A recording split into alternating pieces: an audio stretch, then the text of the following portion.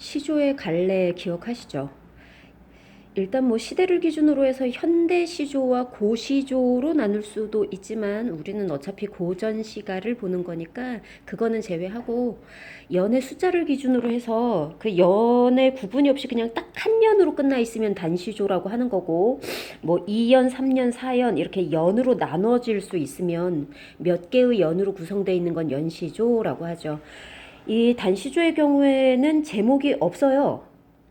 그래서 뭐 이와우 흩뿌리고 이렇게 시작하는 노래 제목이 뭐였죠? 이렇게 물어보시면 안 되는 거예요. 단시조는 제목 없어요. 반면에 연시조의 경우에는 몇 개의 연을 묶어서 이제 작품으로 창작을 하면서 작가가 제목도 좀 붙여주기 때문에 연시조는 제목이 있죠. 그래서 맹사성의 강호사시가 이런 것들 제목 있었고요. 연시조였어요. 단시조와 연시조라는 건 연의 숫자를 기준으로 나눈 거고, 그렇기 때문에 단시조이면서 평시조일 수도 있고 평시조이면서 연시조일 수도 있고 이렇습니다. 평시조, 사설시조 이런 걸 나눈 기준은 형식이죠. 그 노래의 형식이 시조의 기본 형식인 3장 6구 45자 내외 요 형식에 딱 맞춰서 썼으면 평시조인 거고요. 어시조는 요 평시조보다 한 구가 더 늘어난 시조가 어시조예요. 근데 이때 한 구 늘어날 때 보통은 중장이 늘어나게 된다고 생각하실 수 있어요. 아무리 늘어나도 종장은 대체로 안 건드립니다. 사설시조라는 거는 조선 후기 서민들에 의해서 많이 쓰여졌었던 작품이고, 오늘 같이 보실 작품들 다 사설시조 보실 건데, 요 사설시조는 시조의 기본 형식에서 두 구 이상이 길어진 시조예요. 역시 마찬가지로 종장은 안 건드립니다. 시조가 초장, 중장, 종장에서 3장 구성으로 돼 있다 그러잖아요. 이 3단 구성이 시조만 그런 게 아니라 일반적으로 논리를 전개할 때 3단 구성 쓰는 거 되게 많아요. 설명문도 머릿말, 본문, 맺은말 이렇게 3단 구성으로 돼 있고요. 논설문도 서론, 본론, 결론 해서 3단 구성으로 돼 있거든요. 보통 우리가 얘기를 할 때 이런 거 봐. 문제지 않아?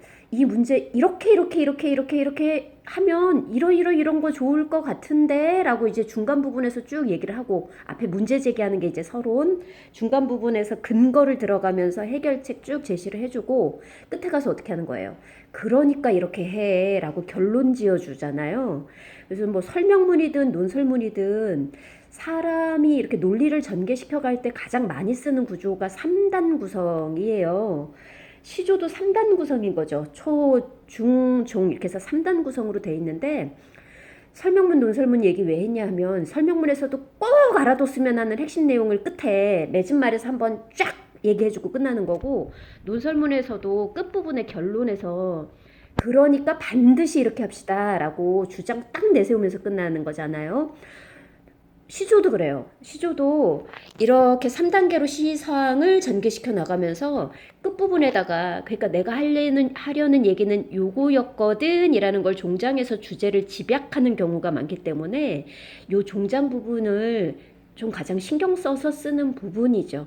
알든 모르든 간에. 그래서 요 종장이 시상이 집약되어 있는 부분이고, 핵심어구도 종장에 나오는 경우가 많고, 종장은 안 건드려요, 잘. 그래서 종장이 늘어나는 경우는 없고 초장이 늘어나는 경우도 간간이 있으나 대체로 중장 부분이 늘어나는 형태로 돼 있습니다. 두 구 이상이 길어진 시조가 3장 6구에서 말하는 거야. 이 시조의 기본 형식인 3장 6구 형식에서 중장이, 대체로 중장이 두 구 이상 길어진 시조를 사설시조라고 합니다. 요 사설시조의 주 작자층은 일반 서민들이에요. 이 시조가 융성했었던 조선시대 백성들에 의해서 주로 쓰여지게 된 거고, 이 사설시조가 지어졌던 시기는 조선 후기입니다. 조선을 조선 전기와 후기로 나누는 기준은 임진왜란, 병자호란, 요 임병 양난을 기준으로 해서 이제 나누게 되는데, 조선 후기에 접어들기 시작하면서 서민의식이 성장한다. 근데 시민사회의 출발이다. 뭐 이런 거 역사 시간에도 배우셨을 건데, 몸으로 체득을 한 거죠. 임진왜란, 병자호란 요런 전란을 겪으면서 그동안 집권층이라고 기대를 걸었었던 양반 그리고 왕 이런 집권층들의 무능을 실제로 경험을 하고 나서 서민들이 이제 그 집권층이었었던 양반 사대부나 임금에 대해서 무조건적으로 순종하는 마음이 생기지 않아요. 이제 비판적인 생각도 생기게 되고 이러면서 서민의식들이 서민들만의 의식, 서민의식이 성장을 하게 되죠. 이 서민의식이 성장하면 이제 근대 시민사회의 출발이러거든요. 근대사회가 출발되는 거고 시민사회가 출발되는 거고 이렇게 되는데 서민의식이라는 단어를 지금 시민의식 이런 거 일부러 자꾸 쓰고 있는 거예요. 선생님은 지금 일부러 자꾸 쓴 건데 시민의식이 성장했다라는 건 작품 창작으로 이어질 수밖에 없어요. 의식이 있는 사람은 자기가 가지고 있는 의식과 생각을 어떻게든 표현하고자 합니다. 그 표현하는 수단이 이제 양반의 전유물인 줄만 알았었던 문학으로까지 확장이 되게 되면서 이 그동안은 양반 사대부들이 주로 썼었던 시조, 양반 사대부들은 주로 평시조 썼었죠. 이 양반 사대부들의 향유물이었었던 시조를 서민들도 쓰기 시작하는데 그 생각을 45자 내외로 정리하겠어라는 거는 고도의 기교가 필요한 거고 서민들은 이 45자 내외로는 못 써요. 그래서 길이가 조금 길어지게 됐고 그렇게 나온 게 이제 사설시조입니다. 사설시조는 작가 미상으로 나오는 경우가 많아요. 지금 사설시조를 조금 보실 건데 오늘 한 5편 정도 생각하고 있습니다. 사설시조 보실 건데 이렇게 딱 보면 사설시조 좀 보이죠? 여기 있는 작품 같은 경우는 길이 보세요. 비슷하죠? 요게 딱 육구 형식으로 썼기 때문에 뭐 길어진 부분 없이 이렇게 딱 맞춰서 쓴 거예요. 여기 보시면 요렇게 구두 나눠지고 국화야 너는 어이 삼월동풍 다 지내고 사음보 낙목 한천에 너 홀로 피었느냐 아마도 사음보죠. 아마도 오상고절은 너뿐인가 하노라 이렇게 딱 사음보 맞춰서 쓰여지잖아요. 요런 거 평시죠. 요거 한 년밖에 없으니까 단시죠. 단시조니까 제목 없었고 국화야 너는 어이 이거 제목이 아니고요. 요 초장의 첫 구절을 그냥 제목으로 차용해서 쓰고 있는 거예요. 오늘 우리가 볼 작품은 요 작품. 보세요. 요게 초장, 중장, 종장의 3장 형식으로 돼 있는데 종장은 잘 안 건드려요. 3, 5, 4, 3 요렇게 종장은 형식적인 규칙을 좀 맞춰서 안 건드리고 지켜주는 편인데 지금 요 중장이 요 일반적인 평시조보다 많이 길어졌죠. 2구 이상 길어진 거예요. 요렇게 중장이 2구 이상 길어진 시조 평시조라고 얘기를 하는 거고 초장도 일반적인 평시조보다는 길이가 조금 긴 편인데 사음보로 맞춰서 읽는 건 가능합니다. 요게 사설시조예요. 이렇게 중장이 2구 이상 길어진 시조. 좀 전에도 얘기를 했지만 사설시조라는 갈래는 일반 서민들이 썼죠. 그래서 이 작품 같은 경우는 작가가 지금 알려져 있지만 대부분의 사설 시조들은 작가를 보실 때 작가 미상 이렇게 나옵니다. 일반 서민들에 의해서 쓰여져서 불리고 불리다가 나중까지 남아있게 된 거라서 처음에 누가 작정하고 딱 쓴 작품이 창작물이 아니라서요. 작가가 드러나 있지 않아요. 그래서 이 작품 보실 때 작가 미상 이렇게 나와 있다 이러면 아, 그냥 일반 서민의 작품이구나 이렇게 생각하시면 되고 사설시조는 일반 서민들의 작품이에요. 오늘 우리가 볼 사설시조들은 전부 다 풍자를 내용으로 하는 작품들을 보실 건데 풍자라는 것도 뭐 알고 계시는 거잖아요. 대상에 대해서 이렇게 직설적으로 얘기를 하는 게 아니라 돌려서 비판하는 걸 우리가 풍자라고 하죠. 너 거짓말을 하지 마. 거짓말하면 다시 안 본다. 이렇게 얘기하는 거 직설이잖아요. 풍자는 이렇게 너 거짓말하지 마. 이렇게 직설적으로 얘기를 하는 게 아니라 돌려서 피노키오가 거짓말을 하면 코가 길어졌다며 그게 꾸며낸 얘기가 아니라 실제 얘기였다면 너는 아마 코를 바닥에 질질 끌고 다니게 됐을 거야. 뭐 이런 식으로 얘기를 하는 거거든요. 너 지금 나한테 거짓말한 거 내가 다 알아. 이렇게 직설적으로 얘기를 한 게 아니라 거짓말할 때마다 코가 길어졌다면 너는 코가 길어지다 못해 바닥에 질질 끌렸을 거야. 이렇게 얘기를 한 건 거짓말하지 말라는 얘기가 직설적으로 지금 한 군데도 드러난 적이 없죠. 거짓말 너 이런 단어 안 나오거든요. 우회적으로 쓴 건데 거짓말을 한 너에 대해서 비판을 해준 거죠. 이때 물론 큰 재미는 없었겠지만 코를 바닥에 질질 끌고 다녔을 거야. 뭐 이런 거 속에는 약간 웃음을 섞으려고 쓴 표현이에요. 그래서 해악과 비판이 담겨 있다고 보시면 되고 하나도 재미없는데요 싶겠지만 요게 옛사람들이 쓰는 웃음 유발, 해악의 방법입니다. 옛사람들이 썼었던 웃음 유발의 방법이 과장이거든요. 코가 길어지다 못해 바닥에 질질 끌고 다녔을 거야. 요게 지금 과장을 쓴 건데 요렇게 과장된 열거를 써서 주로 웃음을 유발하는 경우가 많아요. 그래서 사설시조의 경우에 오늘 다 풍자적인 내용을 담고 있는 사설시조를 볼 건데 이런 풍자의 기법, 웃음을 유발하는 방법으로 과장된 열거가 나오겠구나라는 것도 감안해두고 작품 한번 봅시다. 거짓말하지 마라는 내용이 담겨 있는 게 바로 요 가의 작품이에요.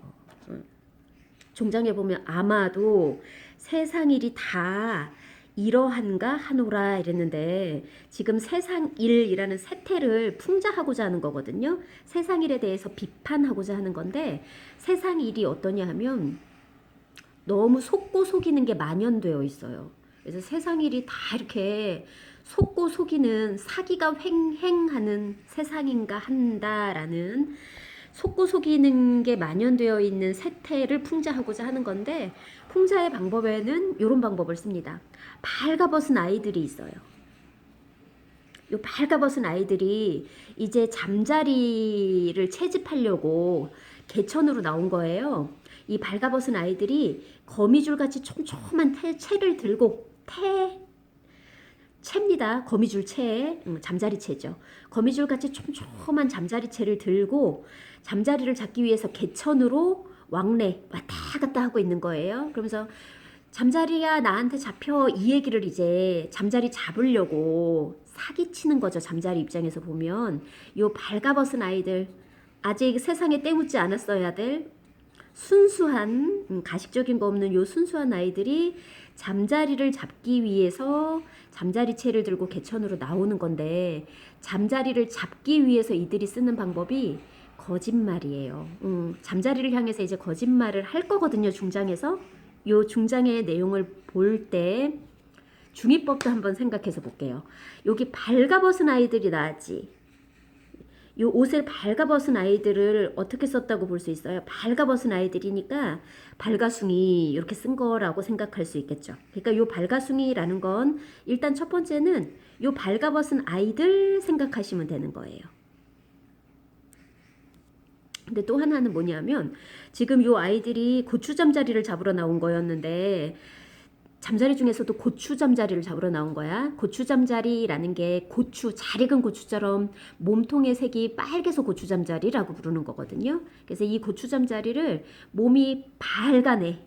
그래서 고추 잠자리를 또 발가숭이라고 표현을 했어요.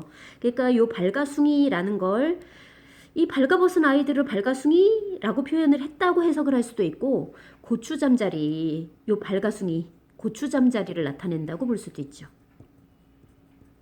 그래서 요 발가숭이라는 단어 속에 요 두 가지 의미가 다 들어있어요. 이렇게 하나의 단어를 또는 하나의 구절을 두 가지 의미로 해석하는 요런 기법을 쓸 때 자체가 두 가지 의미로 해석할 수 있도록 쓴 거죠. 다양하게 해석해 보라고 요런 기법을 표현법으로는 중의법 중의적으로 해석할 수 있는 구절이다라고 얘기를 합니다. 자, 여기 중장에 나와 있는 거는 이 고추 잠자리를 잡으려는 아이들이 하는 대사예요. 고추 잠자리를 향해서 하는 거죠. 나 너 잡을 거야 이렇게 얘기를 하면 나 너 잡을 거야. 잠자리 채에 갇혀 있다가 집에 갇히면 너 죽게 될지도 몰라 이러면 잠자리가 죽고 싶지 않으면 죽기 살기로 도망가야 되겠지. 그러니까 아이들이 아직 이렇게 발가벗은 상태로 다닐 정도의 아이라면 어리고 순수하고 천진난만해야 할 아이들인데 오늘은 잠자리를 잡아야겠다라는 이렇게 나름대로 이익이라고 해야 될까요? 목적이라고 해야겠죠? 이익이나 목적이 개입이 되는 순간 요 천진난만한 아이들도 거짓말을 하고 잠자리를 향해서 사기를 칩니다. 물론 귀여워요. 귀엽지만 여기 비판 담겨 있는 거야. 사기야 사기. 발가숭아, 요 발가숭이라는 거 고추 잠자리에 몸통이 빨개서 발가숭이 이렇게 부르기도 하거든요. 발가숭아, 발가숭아, 잠자리야, 잠자리야. 저리 가면 저쪽으로 가면 너 죽는다. 다른 애들이 잡아서 너 죽인다. 근데 이리 오면 나한테 오면 나는 너 살려줄 거야. 이렇게 얘기를 했는데 거짓말이에요. 이 아이들 이미 어떻게 하러 나왔는데 고추 잠자리 잡으러 나온 거거든. 고추 잠자리 잡으러 나왔는데 나는 일단 잠자리 채에다가 채로 잡아서 잠자리 통에 넣겠지만 요 밀폐된 공간에 오래 있으면 그 잠자리도 뭐 살겠습니까? 내가 잡아서도 죽게 할 수 있겠죠. 그런데 지금 요 말 자체가 요 아이가 고추 잠자리를 잡기 위해서 거짓말, 속임수를 쓴 거거든요. 저리 가면 죽어. 나한테 오면 너 살 수 있다라고 얘기를 했는데 이러면서 부른 게 고추 잠자리로다 라고 얘기를 할 수도 있고 이렇게 거짓말을 시킨 것이 이 발가벗고 다니는 발가숭이 어린아이들마저 이러고 다니는 것이구나 라고 해석을 할 수도 있어서 요 구절에 약간 탄식의 말투도 느껴지는데 이렇게 부른 것이 발가숭이로다 라고 얘기를 한 거죠. 그러면서 아이고 지금 세상이 이렇구나. 아마도 세상 일이 다 이런가 봐. 어떤 목적이 생기면 순수함이고 뭐고 상관없이 원하는 걸 얻기 위해서 이렇게 속이는 거짓말도 아무렇지 않게 하는 요런 게 세상 일인가 보다라는 주제가 담겨 있는 거예요. 그래서 이 작품은 속고 속이는 요런 거짓말이 횡행하는 세상에 대해서 작가가 비판하는 건데 속고 속이는 세태라는 게 노래 속에 안 나오거든요. 어린아이들마저도 이렇게 거짓말을 한다라는 걸 통해서 세태가 지금 세상 일이 거짓이 횡행하고 있다라는 걸 돌려서 보여준 작품이죠. 이렇게 돌려서 비판하는 것 풍자였습니다. 자, 다시 또 사설시조 볼게요. 사설시조죠. 중장 길죠. 하지만 종장은 대체로 길이 크게 상관이 없습니다. 약간 길긴 길어요. 평시조처럼 그렇게 딱 맞지는 않죠. 그러나 어디는 반드시 종장의 첫 구절은 반드시 세 글자예요. 그 중에 차마 못 견딜 손 3, 5까지는 거의 비슷하죠. 5, 6월 복다림에 18인가 하노라. 이렇게 종장은 대체로 그냥 주제가 집약이 되어 있는 구절이라서 여기는 형식적 제약 잘 맞춰서 쓴다라고 생각하시면 됩니다. 사설시조에서 길어지는 구절은 여기 중잡이에요. 그 중에 차마 못 견딜 게 5, 6월 복다림에 18인가 하노라 그랬는데 이 작품에서는 작자 이상이잖아요. 작가 서민이라고 생각하시면 됩니다. 서민들을 차마 못 견디겠는 것, 서민들의 삶에서 차마 견딜 수 없는 게 어떤 것인지를 얘기를 하고 있어요. 이 백성들이 살아가는데 서민들이 살아가는데 차마 못 견딜 것은 뭐냐 하면 표면적으로는 5, 6월 삼복더위가 있을 때 이 초복, 중복, 말복 요 삼복이 한여름의 더위를 가리킬 때 쓰는 말인데 음력 6월, 7월 요 사이에 이제 삼복더위가 있습니다. 한여름에 장마철 지나고 나면 수분도 충분하고 더위로 인해서 열기도 충분하기 때문에 벌레들 엄청 많이 생기거든요. 장마철 지나고 나면 벌레가 진짜 온갖 벌레가 다 있죠. 그 중에서 가장 국민들을 못 살게 하는 것, 서민들을 못 살게 하는 게 뭐 크고 무서운 벌레도 아니에요. 쉬파리랍니다. 초파리, 날파리 그런데 각다귀처럼 몸에 딱 달라붙어서 피를 빨기도 하고 뭐 요런 쉬파리인가 하노라라고 얘기를 했는데 요또의 쉬파리라는 게 고울아전 같은 걸 돌려서 얘기를 한 거야. 이게 고을의 사또가 고을을 다스리겠죠. 물론 그 고을의 사또는 위에 있는 뭐 관찰사에게 뇌물도 바쳐야 되고 벼슬을 더 올라가고 싶으면 뒷돈도 써야 하고 사또는 자신의 승진을 위해서 돈이 필요할 겁니다. 그러면 이제 그 돈은 전부 다 어디서 나오는 거예요? 자기가 다스리고 있는 고을의 백성들에게서 착취를 하는 거죠. 근데 사또가 양반인데 본인이 체면 빠지게 다니면서 야, 300원 더 내지, 700원 더 내지, 뭐 이런 걸 직접 하고 다닐 수는 없잖아요. 그러니까 그 밑에 있는 고을의 이방, 호방 요런 애들을 시켜서 야, 세금을 3만 원까지는 걷어야 될 텐데 너 실적을 채웠냐? 이렇게 다그치고 나면 요 고을의 아전들은 이제 국민들한테 가서 세금 내라고 이제 매일 못 살게 구는 거죠. 그래서 이게 뭐 사또가 300원을 세금으로 걷어와라 이러면 고을의 아전이 딱 그 할당량인 300원만 딱 챙기면 좋은데 이 사람이 뭐 300원만 챙기겠습니까? 본인 뒷주머니에 넣고 본인 뭐 밥도 사 먹고 그 돈 거들어 다니면서 본인이 다리품을 팔았으니 중간에 차도 한 잔 사 마시고 술도 한 잔 사 마시고 요런 돈까지 다 삥을 뜯는 거죠. 그러면 사또는 300원쯤 걷어와야 돼 라고 얘기를 하면 요 고을 아전은 한 380원쯤 뜯으려고 하는 거예요. 또는 이 고을의 아전이 자기가 직접 안 나서고 밑에 하수인을 뒀다 이러면 이 하수인은 한 400원쯤 뜯겠죠.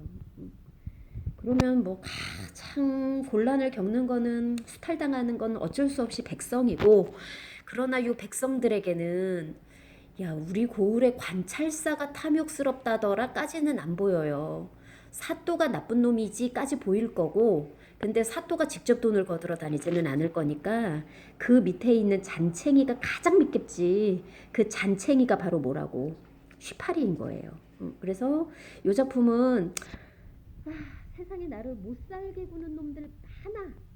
세상에 나를 못 살게 구는 놈들이 많은데 그 중에서 차마 못 견디겠는 게 뭐 크고 대단한 놈도 아니고 요 쉬파리가 제일 못 살게 굴어라는 걸 쓴 거라서 요 고을의 하급 관리에 대한 비판을 담고 있는 건데 요 비판을 뭐 하급 관리가 제일 미워 이렇게 직설적으로 얘기한 거 아니죠. 파리라는 대상에 돌려서 비판을 하고 있는 작품입니다. 여기 이제 보셔야 될 게 중장인데 아까 피노키오 얘기를 해주면서 너 코가 땅에 질질 끌리겠다. 재미는 없어도 이런 게 해악이다 이렇게 얘기를 했잖아요. 옛사람들이 사용하는 해악의 방식이에요.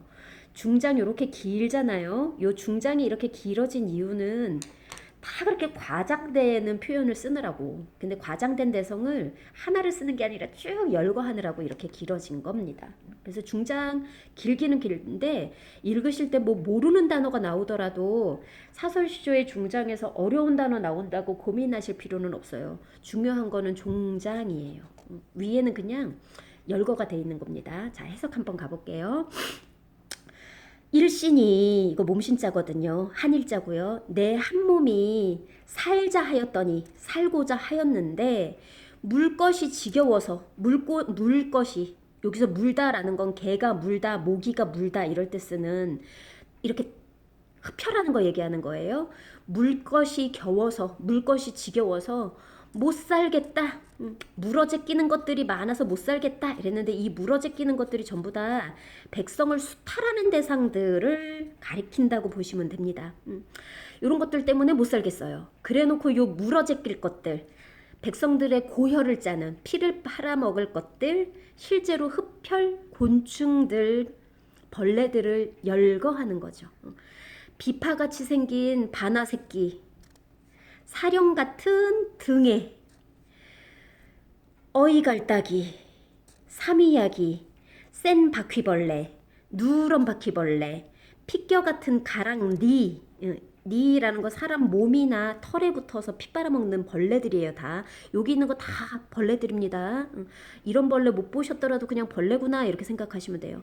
갈따기 요즘은 표준어는 각도하기로 바뀌었을 건데 산에 가면 시커멓고 다리 길고 이 모기한테 물린 것보다 이렇게 넓게 퍼져서 물린 자리가 딱딱해지고 막 이런 벌레 있어요.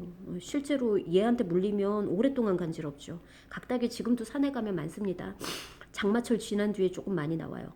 이런 벌레 이름들인데 몰라도 돼. 바퀴벌레 뭐 어머 바퀴벌레 조선 후기에도 있었구나. 센 바퀴벌레도 있었고 누런 바퀴벌레도 있고 뭐 이런 거 모르셔도 돼요. 그냥 물것이 지겨워서 못 살겠다라고 얘기를 했고 여기 중장에 나와 있는 것들은 다 그렇게 물 것들을 과장되게 열거를 하는 거야. 두세 개 쓰는 게 아니라 과장되게 열거를 하는 거죠. 왜 이렇게 과장을 하냐? 나름대로 해학성 주겠다고. 재밌게 쓰는 표현으로 수다 떠는 사람이 대체로 재미있거든요. 수다라고 생각하시면 돼요. 피겨 같은 가랑니, 보리알 같은 수통니, 이런 거 니, 이 전부 다 흡혈곤충입니다. 줄인니, 줄인니, 굶주린 이, 갓 아래서 깨어난 이, 자잘한 벼룩, 왜 벼룩, 그 왜는 왜소하다라고 할 때 쓰는 그 작다라는 얘기예요. 잘다는 순우리말이고요. 왜소하다는 한자 어휘입니다. 잠벼룩이나 왜소한 벼룩이나 뭐 같은 거일 건데 과장된 열거를 하느라고 들어간 거죠. 지금 과장된 열거 이거 일부러 자꾸 쓰는 거야. 해악을 만들어낸 요소가 뭐라고? 과장된 열거였습니다. 이렇게 피를 빨아먹는 놈들, 뛰는 놈도 있고 아주 건강한 놈이죠. 기는 놈도 있고요. 다리 기다란 모기도 있고요. 부리가 뾰족한 모기도 있고요. 살찐 모기도 있고요. 여윈 모기, 몸이 앙상하게 마른 모기도 있고요. 그리마 같은 벌레도 있고요. 뾰로기라는 벌레도 있고요. 심한 당비루 같은 애들도 있고요. 피를 빨아먹는 애들이 너무 많아요. 백성들을 수탈하고 피 빨아먹는 놈들이 너무 많아서 요런 물것들 때문에 일신이 살고자 하였는데 못 살겠어. 사는 게 더 어려워요. 그런데 그 중에서 제일 나를 어렵게 하는 건 뭐다? 몸이 크지도 않고 힘이 세지도 않은 쉬파리가 나를 가장 힘들게 하는구나 라고 얘기를 한 거였습니다. 자, 이 작품의 표현상의 특징을 보자면 요게 물것이라는 게 탐관오리를 풍자적으로 나타낸 것이다. 풍자적이라는 거 우의적, 돌려서 나타낸 것이다 라고 생각하시면 되고, 탐관오리라는 거는 관리들이죠. 관리라는 건 한자 말이고 우리말로 하면 벼슬아치들입니다. 근데 이놈의 벼슬아치들이 탐욕스러워서 더러운 놈들이야. 이거 쓰레기 같은 거 할 때 오물 이렇게 쓰잖아요. 더러우로 짭니다. 탐욕스럽고 더러운 관리들이라고 생각하시면 되고, 얘네들이 지금 피를 빨아먹고 있잖아요. 탐관오리들이 백성들의 피를 빤다는 얘기거든. 피까지 빨 정도로 가혹하게 거둬들인다라는 건데, 이렇게 가혹하게 거둬들이다라고 할 때 쓰는 한자성어는 가렴주구를 일삼는다, 요런 한자어 쓰는 거죠. 요 가렴주구라는 건 요게 가혹할 가짜예요. 가혹하게 거둬들인다라는 걸로 생각하시면 되겠습니다. 자, 역시 또 비슷한 작품으로 두꺼비 파리를 물고 라는 작품이 있어요. 요것도 탐관오리, 가렴주구를 일삼는 탐관오리를 비유를 하는 건데, 여기서도 마찬가지예요. 백성들의 입장에서는 뭐 맨 꼭대기에 있는 우의정이 뭐 타락했다, 좌의정이 타락했다 이러더라도 백성들은 우의정이나 좌의정을 직접 볼 수는 없어요. 그러니까 이 우의정이나 좌의정에 해당하는 중앙의 고급 관리들보다는 실제로 세금 안 낸다고 나를 와서 때리는, 우리 집에 살림살이를 막 뒤집어 엎는 요런 고을의 아전들이 실제로는 더 싫은 거지. 실제로 부딪히고 있으니까. 그 고을의 아전에 해당하는 대상이 요 노래에서는 두꺼비예요. 이 힘없이 수탈당하는 백성들의 모습을 가지고 있는 걸로는 파리가 나오는 거죠. 요 두꺼비라는 게 무서워하는 게 있어. 그게 이제 백송골, 털의 깃털이 하얀, 요거 흰백자거든요. 하얀. 그러면서도 사냥은 너무 잘해. 그래서 한겨울에도 빛을 잃지 않는 소나무처럼 기상이 매서운 매가 있어요. 사냥할 때 쓰는 매, 그게 백송골입니다. 요 두꺼비는 또 백송골을 두려워하죠. 요거 관계가 어떻게 되는 거냐면, 약육강식의 먹이사슬 보이잖아요. 제일 힘이 약한 파리, 그 그를 잡아먹는 중간 단계인 두꺼비, 먹이사슬 맨 위에 있는 백송골 보이는데, 이게 권력 구조에서 제일 힘이 없고 약한 대상 백성일 거고요. 요 두꺼비는 이게 고을에 있는 하급 관리인 거고요. 백송골은 중앙 정계로 진출한 높은 신분의 관리일 거라고 생각하시면 됩니다. 근데 이 작품에서는 아까 얘기했잖아요. 일반 백성들 입장에서는 뭐 영의정, 우의정 실제로 못 만나. 지금 우리 생활에서도 우리가 직접 대통령을 만나거나 이렇게 되는 거는 물론 이 왕조 시대랑 지금 민주 시대는 다릅니다. 민주 사회에서는 우리가 주인이에요. 민주. 국민이 주인이고 우리가 투표로 다시 뽑고 대통령 탄핵도 이루어낼 수 있고 이렇기 때문에 지금은 대통령이라고 해서 뭐 행정부의 최고 수반인 거지 막강한 권력을 가지고 있지 않거든요. 길어봤자 5년의 권력인데요. 그러나 조선시대에는 요 왕 죽을 때까지 왕위를 이렇게 선위하지 않는 이상은 자기가 죽을 때까지 왕을 할 수 있는 사람이고 왕이 너 신임해 이래서 영의정으로 누군가를 뽑아놓으면 왕이 버리기 전까지는 그 사람은 또 막강한 권력을 가지고 있기 때문에 옛날에 영의정 우의정이라는 건 지금의 대통령 비서실장 뭐 장관 이런 거와는 생각하는 급이 좀 다르셔야지 됩니다. 아무튼 백성골은 일반 국민들로는 직접 마주칠 수는 없는 대상이에요. 실체가 없는 대상 같은 거죠. 실체가 있는 대상은 요 우리 고을의 수령님, 요 우리 고을의 사또 밑에서 일을 하는 사람, 원님 밑에 있는 사람, 얘네들이 수탈자가 되는 거라서 요런 하급 관리를 이제 비판하는 거예요. 자, 여기 마지막 줄 종장이잖아요. 종장은 글자수 지켜줍니다. 사설시조 중장이 길어지는 거지. 종장은 3, 5 물론 얘는 6입니다만은 3, 5, 4, 3의 글자수 지켜서 쓰고 있어요. 자, 노래의 내용은 두꺼비가 일단 주인공이에요. 근데 이 주인공인 두꺼비 부정적 인물입니다. 비판의 대상이에요. 그래서 이렇게 이 웃긴 놈이 아유 귀엽네 요러면 해학적 성질이 있는 건데 얘는 해학도 있겠지만 비판의 대상이라 그랬잖아요. 그러면 풍자가 담겨 있는 거죠. 두꺼비가 있어요. 파리를 딱 잡아 물었습니다. 요 파리가 사는 곳은 두엄이 깔려 있는 곳이었어요. 두엄이라는 건 옛날에 비료를 집에서 자생적으로 만들거든요. 땅을 기름지게 만드는 데는 요소 성분이 땅을 기름지게 만들 수 있기 때문에 지금은 요소 비료를 사면 돼. 그런데 옛날에는 이거 집에서 만들었어요. 나뭇잎이나 풀잎 같은 거를 많이 걷어들여서 잔뜩 쌓아놓고 화장실에 있는 소금, 아니 소금이란다, 소변. 화장실에 있는 이 오줌 성분에는 왜 오줌에 당기가 들어있으면 우리 당뇨병 이렇게 얘기하잖아요. 요자가 소변 오줌 요자예요. 길거리에서 소변 보는 거 노상방뇨 이러잖아요.